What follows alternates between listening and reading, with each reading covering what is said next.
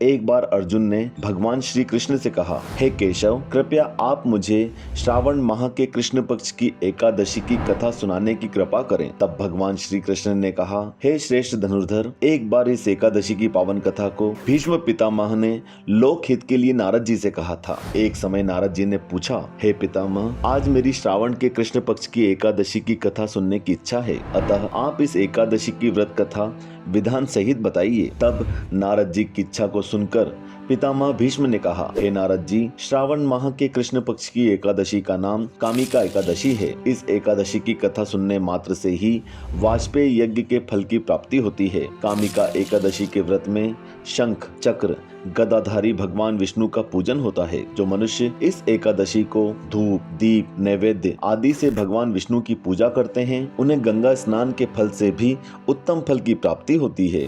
सूर्य ग्रहण और चंद्र ग्रहण में केदार और कुरुक्षेत्र में स्नान करने से जिस पुण्य की प्राप्ति होती है, वह पुण्य कामिका एकादशी के दिन भगवान विष्णु की भक्ति पूर्वक पूजा करने से प्राप्त हो जाता है। भगवान विष्णु की श्रावण माह में भक्ति पूर्वक पूजा करने का फल समुद्र और वन सहित पृथ्वी दान करने के फल से भी ज्यादा होता है। संसार में भगवान की पूजा का फल सबसे ज्यादा है, अतः भक्ति पूर्वक भगवान की पूजा न बन सके तो श्रावण माह के कृष्ण पक्ष की कामिका एकादशी का उपवास करना चाहिए। जो उत्तम ब्राह्मण श्रावण माह के कृष्ण पक्ष की कामिका एकादशी का उपवास करते हैं और भगवान विष्णु का पूजन करते हैं, उनसे सभी देव, नाग, किन्नर, पितृ आदि की पूजा हो जाती है। इसलिए पाप से डरने वाले व्यक्तियों को विधि विधान सहित इस उपवास को करना चाहिए। हे नारद जी, स्वयं भगवान ने अपने मुख से कहा है कि मनुष्यों को अध्यात्म विद्या से जो फल प्राप्त होता है, उससे अधिक फल कामिका एकादशी का व्रत करने से मिल जाता है। इस उपवास को करने से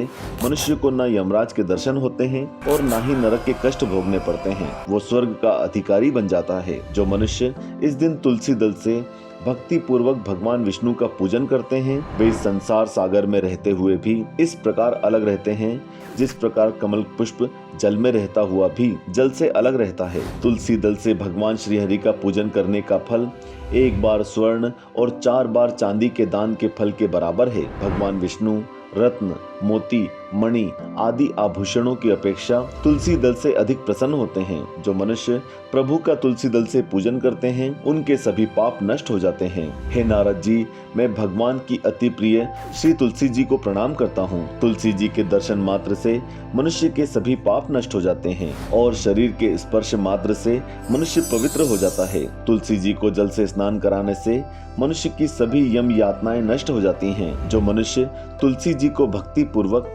भगवान के श्री चरण कमलों में अर्पित करता है, उसे मुक्ति मिलती है। इस कामिका एकादशी की रात्रि को जो मनुष्य जागरण करते हैं और दीप दान करते हैं, उनके पुण्यों को लिखने में चित्रगुप्त भी असमर्थ है। एकादशी के दिन जो मनुष्य भगवान के सामने दीपक जलाते हैं, उनके पितर स्वर्ग लोक में अमृत का पान करते हैं। भगवान के सामने जो मनुष्य घी या तिल के तेल का दीपक जलाते हैं, उनको सूर्य लोक में भी हजारों दीपकों का प्रकाश मिलता है। और अब मैं तुम्हें कामिका एकादशी की व्रत कथा सुनाता हूँ। एक गांव में एक बार एक वीर क्षत्रिय रहता था। एक दिन किसी कारणवश उसकी ब्राह्मण से हाथापाई हो गई और ब्राह्मण की मृत्यु हो गई। अपने हाथों मारे गए ब्राह्मण की क्रिया उस क्षत्रिय ने करनी चाहिए, परंतु पंडितों ने उसे क्रिया में शामिल होने से मना कर दिया। ब्राह्मणों ने बताया कि तुम पर ब्रह्म हत्या का दोष है, पहले प्रायश्चित कर इस पाप से मुक्त हो जाओ, तब हम तुम्हारे घर भोजन करेंगे। इस पर क्षत्रिय ने पूछा